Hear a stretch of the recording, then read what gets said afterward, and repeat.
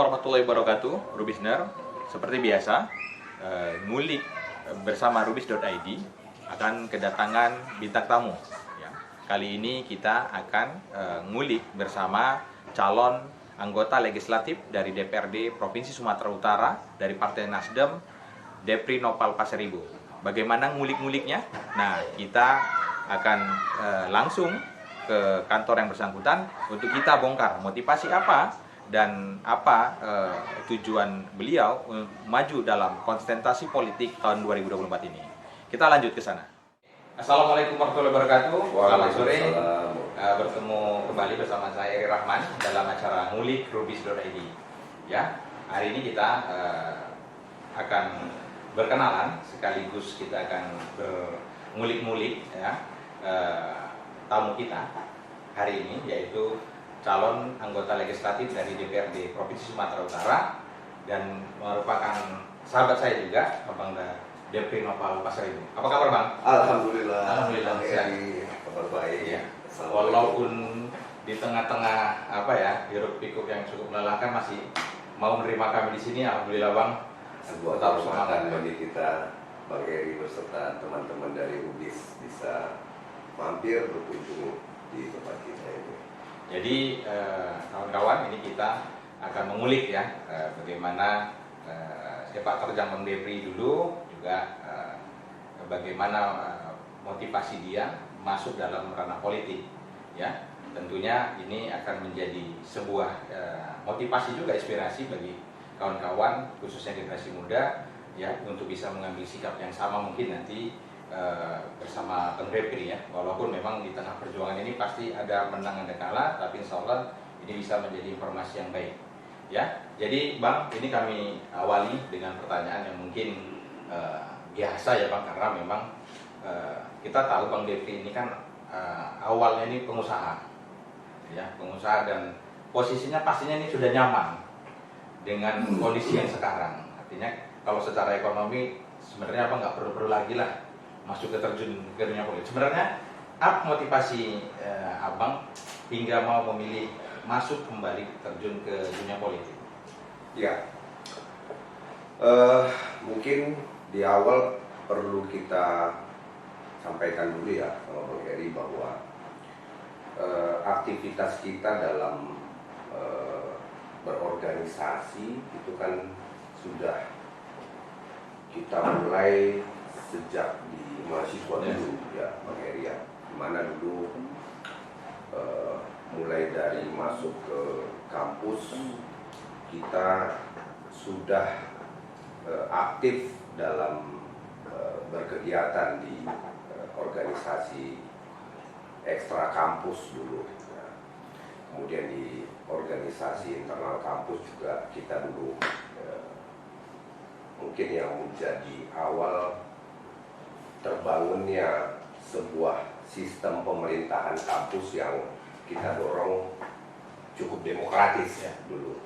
Bagaimana pemilu-pemilu kampus itu dulu kita inisiasi, harus kita lakukan sehingga kita sebagai mahasiswa juga mampu merepresentasikan seperti apa konsep demokrasi dalam negara, itu juga bisa kita implementasikan pada tingkat kampus yang notabene-nya adalah media bagi kita untuk bisa belajar, untuk bisa mengaktualisasikan semangat-semangat anak-anak muda dengan nilai-nilai idealismenya itu bisa terjuantahkan di dalam kampus gitu. Nah, proses yang kita jalani dulu di kampus itu memang tidak berhenti. Ketika kita selesai dari kampus, kita juga aktif dalam organisasi-organisasi, baik organisasi kepemudaan yang ada di Sumatera Utara ini, kemudian di payungnya organisasi kepemudaan waktu itu di KNPI, sampai di partai politik gitu. Apa yang kita inginkan sebenarnya ya itu sebuah motivasi bagi kita untuk terus bisa mengasah diri, kemudian apa yang menjadi ide dan gagasan dari kita dan kawan-kawan terdekat kita yang terguyup dalam organ itu bisa menjadi sebuah hal yang bukan mustahil untuk kita realisasikan gitu. Nah, kenapa kita perlu sebuah organisasi? Karena itulah yang merupakan alat bagi kita untuk bisa merealisasikan semua yang menjadi tujuan-tujuan kita, baik kita secara personal, kita secara kelompok, maupun kita dalam makna yang lebih luas dalam bermasyarakat ini, kira-kira begitu.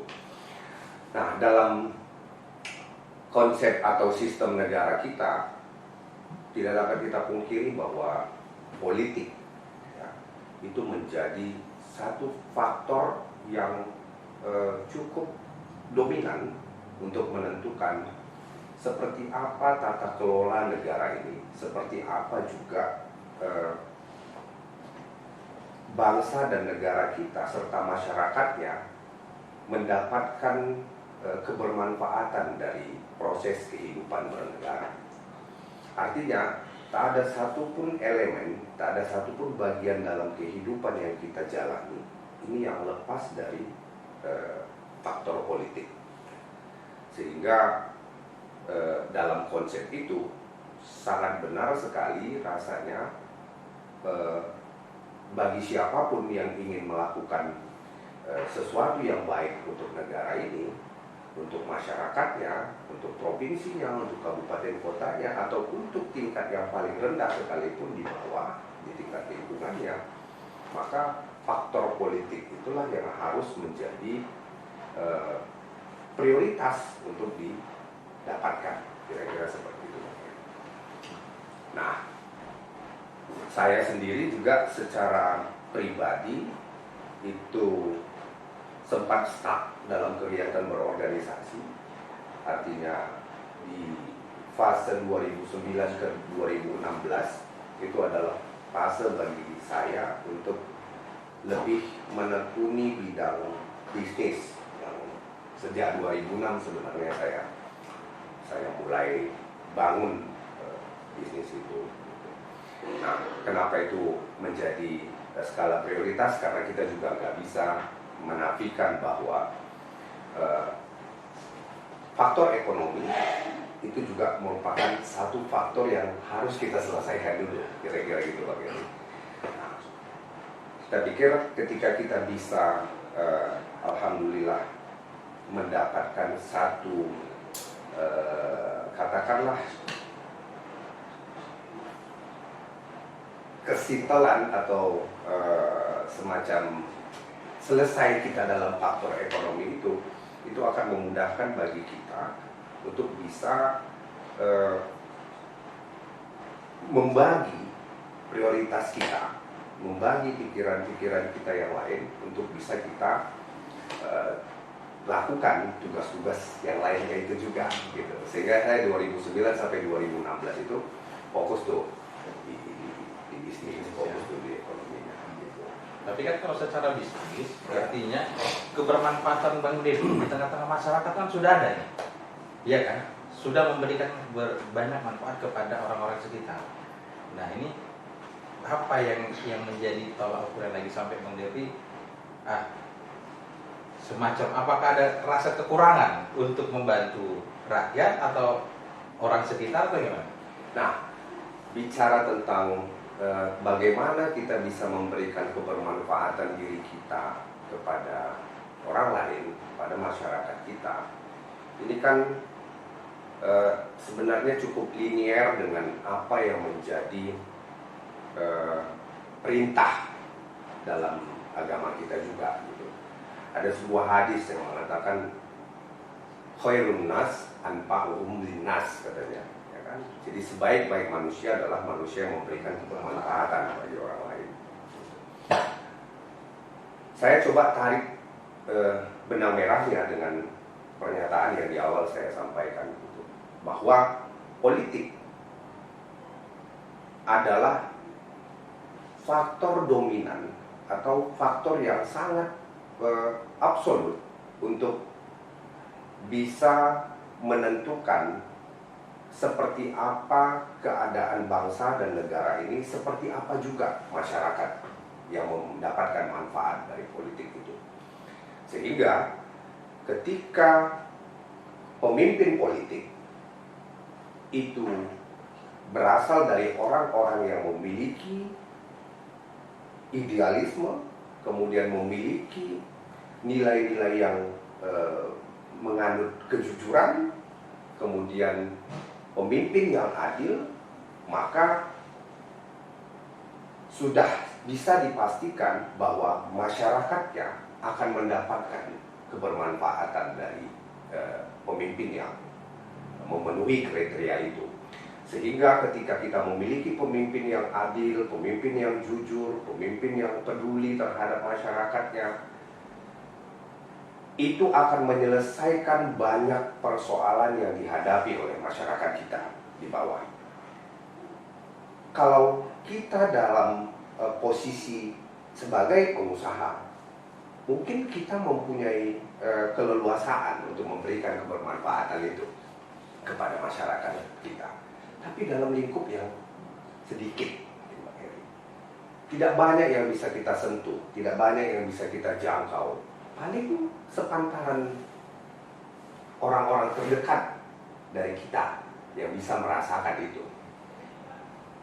Tapi untuk masyarakat yang lebih luas di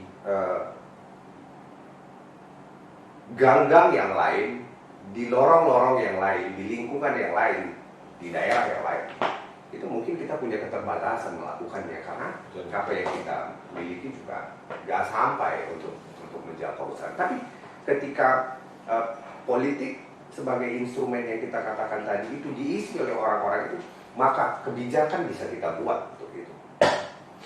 Apapun bisa kita lakukan selama itu bisa memberikan manfaat yang positif, terasa oleh rakyat kita. Ini bukan hanya sekedar kita memberikan kebijakan, bukan hanya sekedar memberikan BLT misalnya. Kebijakan bukan hanya sekedar memberikan PKH misalnya. Nah, berapa ya itu Bang Heri? Perkara 300-400 ribu. Benar, masyarakat kita perlu itu di bawah. Benar. Tapi apakah selesai persoalan masyarakat dengan kita memberikan itu sekali per bulan? Atau dirapel menjadi 3 bulan sekali? Kan persoalannya nggak selesai juga. Tapi persoalan yang dia hadapin mungkin hari ini bisa selesai dengan bantuan-bantuan yang seperti itu tadi. Tapi untuk jangka panjang nggak menyelesaikan persoalannya. Lapangan kerja tidak terbuka secara luas. Bayangkan, PKH dapat, bansos dapat, tapi harga membubung tinggi, ya kan? Harga telur naik, harga minyak naik, ya kan? Harga beras naik. Gitu. Nah ini kan kebijakan itu harusnya diproyeksikan untuk bisa membuat masyarakat menjadi mudah untuk mendapat pekerjaan. Harga bisa benar-benar terkontrol dengan baik sehingga masyarakat yang berpenghasilan rendah sekalipun mampu membelinya, tidak sulit untuk membelinya. Saya boleh dipotong sedikit, artinya Bang Depri bisa dikatakan masih banyak melihat persoalan-persoalan yang belum bisa diselesaikan. Ya, Di Indonesia atau di Sumatera Utara. sebuah fakta yang nggak bisa kita bantah bahwa persoalan-persoalan mendasar masyarakat, persoalan-persoalan mendasar yang kita hadapi dan kita lihat serta kita dengar dari masyarakat itu masalah yang masih cukup dominan kita hadapi. Kita di daerah sini Pak Heri, orang bisa katakan daerah Johor ini katanya daerah menengah ke atas.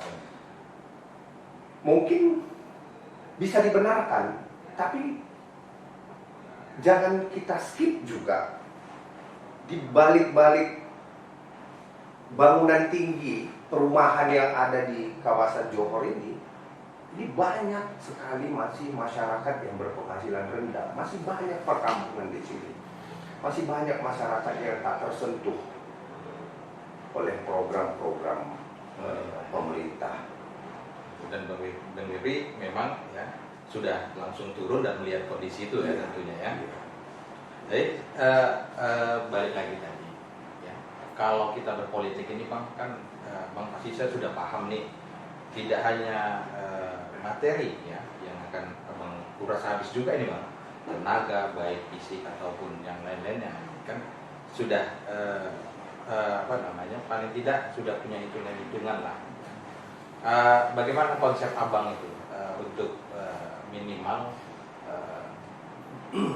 tidak sampai artinya tidak sampai menguras habis lah, strategi apa yang mungkin Abang pakai untuk itu dalam masuk ke dunia politik ini?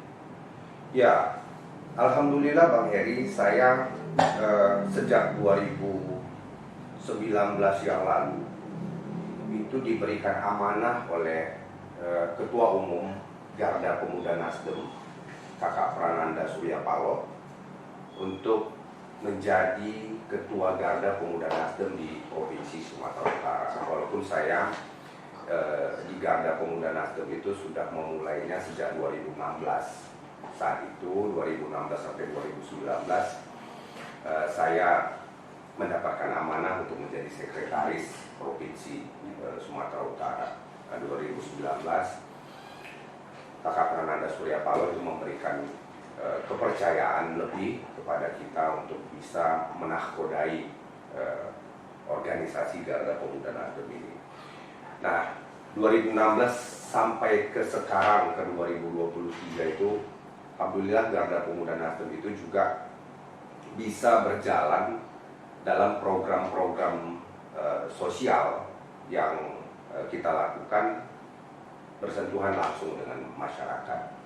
Banyak sekali program-program yang kita lakukan, gitu. Baik itu program yang memang pure lahir dari inisiatif kita sendiri di provinsi maupun program-program yang sifatnya turunan ataupun instruksi dari pimpinan pusat Garda Pemuda Nasdem.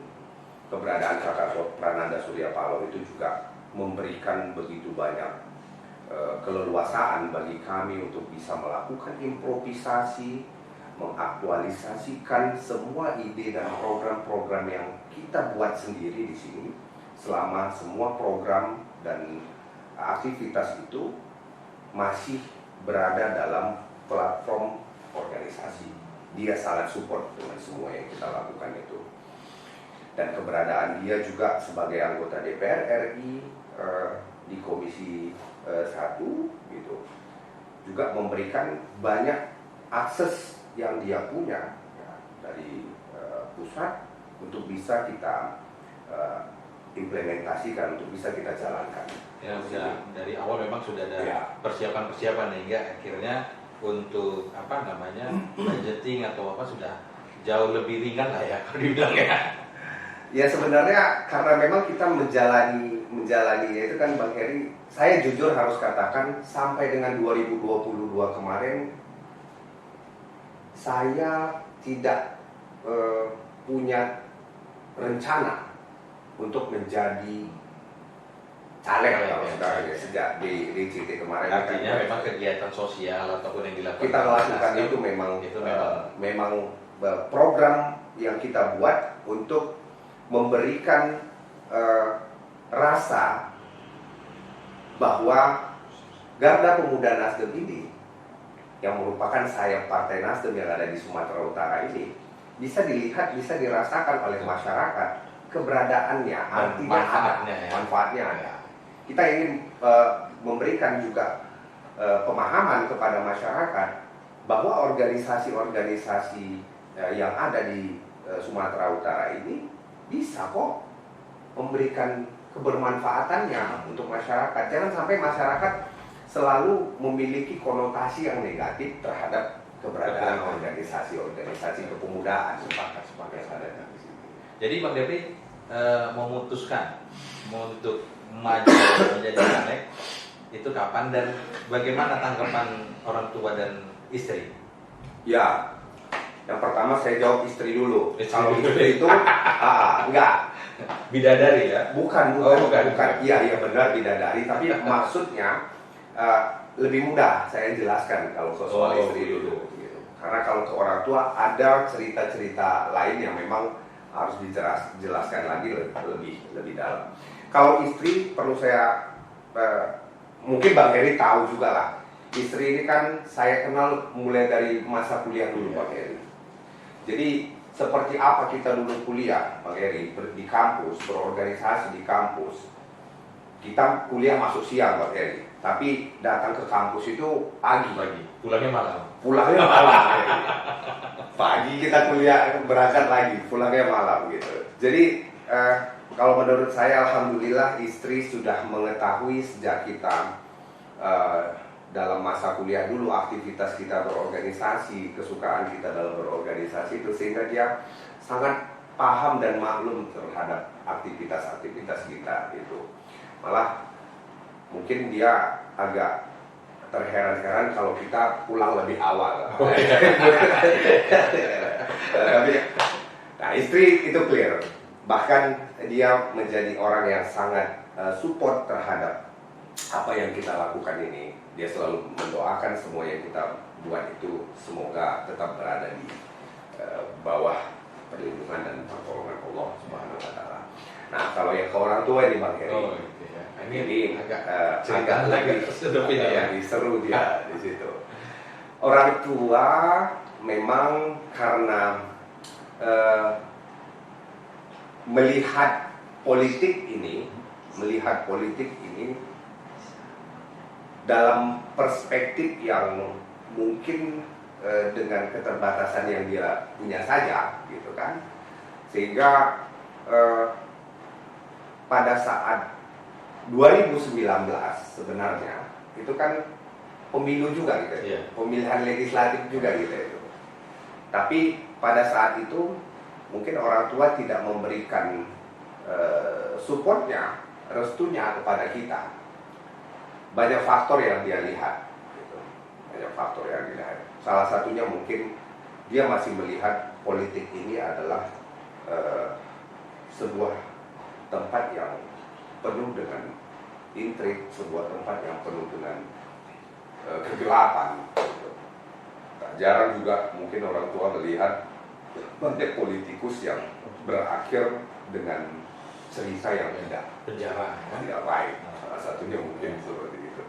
Sehingga sebagai orang tua memiliki kekhawatiran yang lebih terhadap anak-anaknya supaya jangan sampai berada dalam posisi yang seperti itu. Titik baliknya sebenarnya bagi saya itu di 2022, Pak Heri. Jadi 2022 itu ketika kita dalam sebuah acara resmi partai Rakernas, kalau saya tidak salah di bulan 6 tahun 2022, saya berdiskusi dengan pimpinan. Waktu itu dipanggil oleh Kakak Prananda Surya Paloh untuk diajak mendiskusikan sebuah hasil survei. Jadi Partai Nasdem ini sebenarnya partai yang sangat modern sekali. Banyak faktor yang bisa kita jadikan. Demikian adalah ngulik-ngulik kita bersama Depri Nopal Pasaribu. Semoga apa yang kami sajikan ini bisa bermanfaat dan bisa memberikan motivasi kepada semua khalayak, khususnya anak muda, untuk berani maju ke dalam dunia politik. Demikian dari kami, rubis.id. Assalamualaikum warahmatullahi wabarakatuh. Salam sukses luar biasa.